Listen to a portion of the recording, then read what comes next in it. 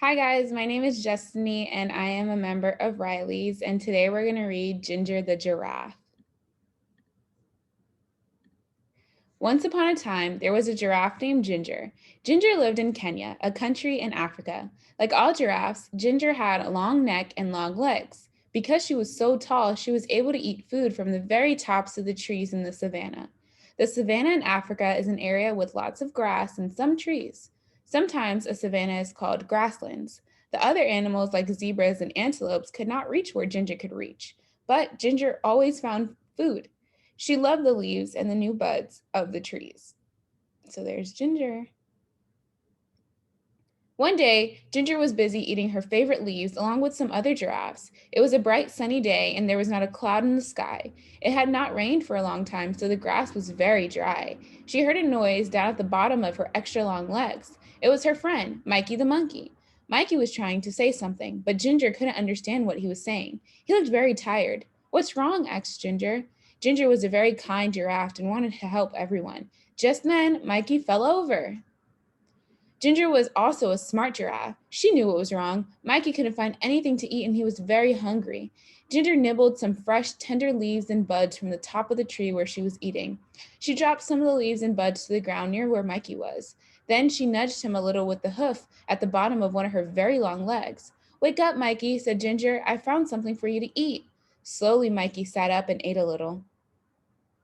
After a while, when Mikey was feeling better, Ginger asked him, "What happened, Mikey? Why were you so hungry? Why can't you find anything to eat?" Mikey said, "It hasn't rained for so long and now there's no more food." "That's not good," said Ginger. "What's happening with the other animals?" "No one knows what to do," answered Mikey. "All the zebras and antelopes and the elephants are getting worried about the dry grass. Some of them are thinking about leaving the savannah and trying to reach the jungle." "That's a long trip," said Ginger. "Are you going to go with them?" "I don't know," answered Mikey. "What do you think I should do?" Ginger thought for a while, and then suddenly she had a good idea. "We should go talk to Leo the lion. He is the smartest animal in the savannah." Mikey was too tired to walk, so Ginger invited him to ride on her back. "Hold on tight to my neck," said Ginger. "There's a lot to hold on to," joked Mikey. Ginger laughed. "You're right. I've got the longest neck in Africa." So they started their journey across to the other side of the savannah to look for Leo.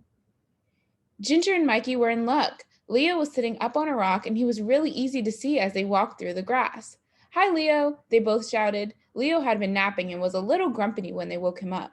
But he was polite and said, "Hello, Ginger and Mikey. Why did you walk the whole way across the savannah? Just to wake me up?" But he was joking. He had a smile on his face.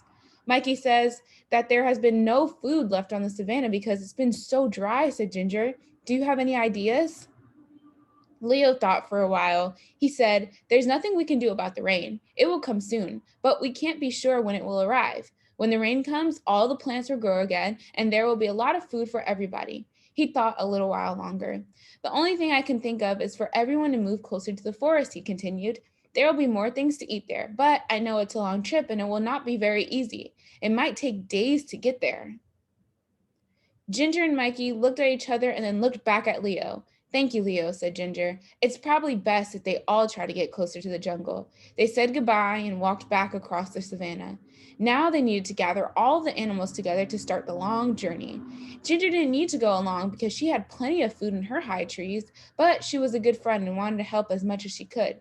They walked towards her favorite trees, and guess what she and Mikey saw?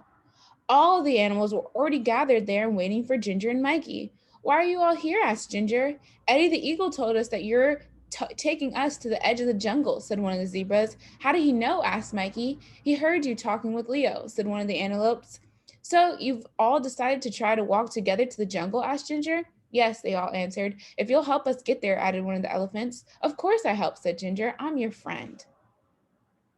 So they started on their big journey across the savannah to the jungle. The sun was so hot and there was no food and no place to get a drink of water. And then they heard it. It was thunder. "Thunder," they all shouted. Thunder was very scary to the animals of the savannah. Can you guess why?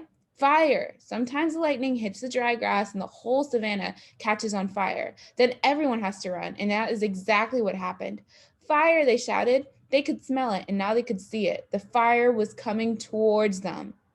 Ginger had to think fast. Because she was so tall, she could see farther away than any of the animals. She stretched her long neck up as far as she could. Now she could see a place where there was no fire. Quick, she said, everyone run this way.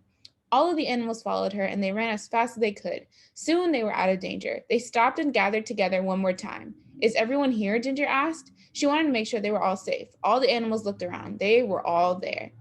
And then the most wonderful thing happened. I felt a drop, said a zebra.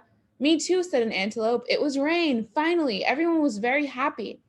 It started to rain a little more, and then a little more. The rain put out a fire so they didn't have to run, and the rain filled their watering holes and made the plants grow again.